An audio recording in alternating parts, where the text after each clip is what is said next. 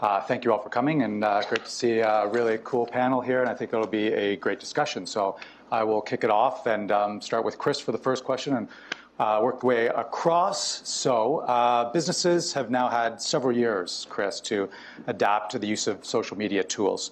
Have there been any significant trends or great leaps forward that you would point out over the past year?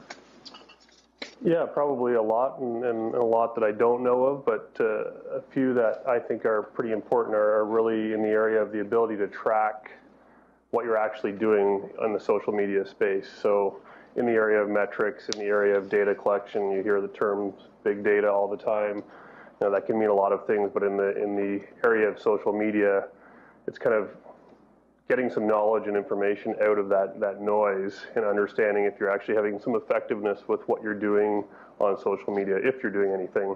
So tools like, you know, here in Canada, Radian6, which was bought by Salesforce, show exactly that sort of thing. There's a lot of interest in tracking that information, understanding what you're doing online and social media, and using that data effectively. And then a big company like Salesforce is showing that they're pretty interested in that, and they're going to do some things, and that kind of leads right into, you know, how you work with your clients in a customer relationship management system like Salesforce. So I think that's probably the biggest trend I'm aware of right now, is the data side. Okay, and Julie?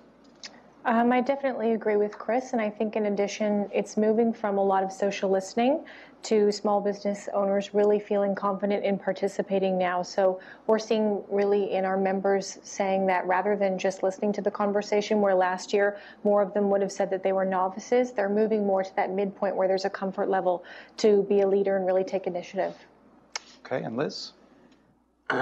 So yes, and moving just a little bit beyond that, sort of the fear has subsided.